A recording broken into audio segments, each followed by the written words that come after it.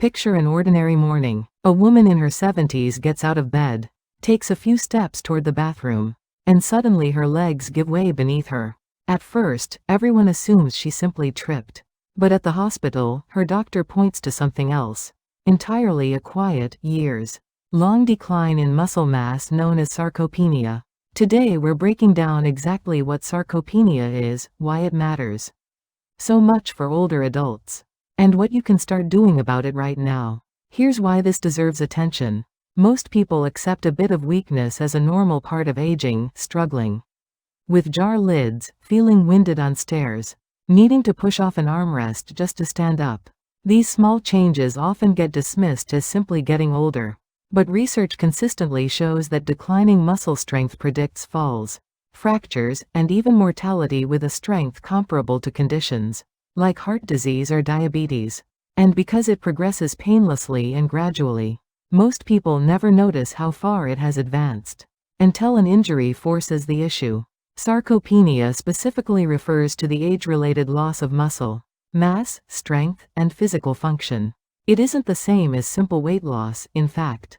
Body weight can stay the same or even increase, while muscle is quietly replaced by fat, a pattern sometimes called skinny fat.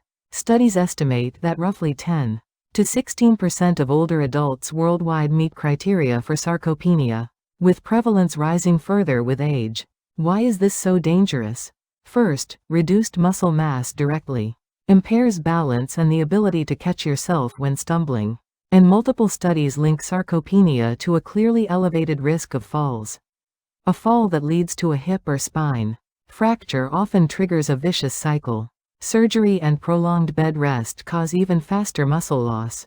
Second, grip strength, a simple proxy for overall muscle strength, has repeatedly been associated with higher cardiovascular and all-cause mortality risk in cohort studies, likely because it reflects broader systemic health rather than just arm strength. Here's the encouraging twist: sarcopenia is not a one-way street. Clinical research shows that even people in their 70s and 80s can meaningfully rebuild muscle mass and strength through a combination of resistance training and adequate protein intake.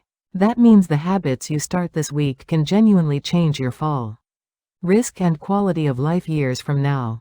Practically, resistance training 2 to 3 times a week has been shown to reliably increase muscle mass and strength in adults aged 65 to 75. This doesn't require a gym membership. Chair squats, resistance bands, or lifting water bottles all count, as long as the muscle is being challenged a bit more than usual.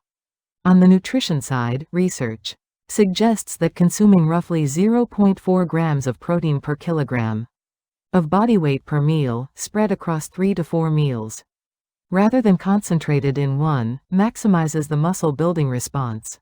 For someone weighing 60 kilograms, that's roughly 24 grams per meal, about 3 eggs, half a block of tofu, or a palm-sized portion of lean meat. You can also check yourself at home. Try standing up from an armless chair 5 times in a row without using your hands. Struggling with this, or noticing your walking pace has slowed, can be an early warning sign worth paying attention to.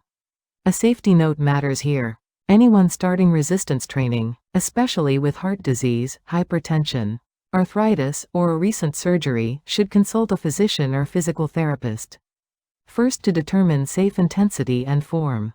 The protein targets mentioned are general guidance for healthy older adults and do not apply to people with chronic kidney disease, who should get individualized advice from their care team.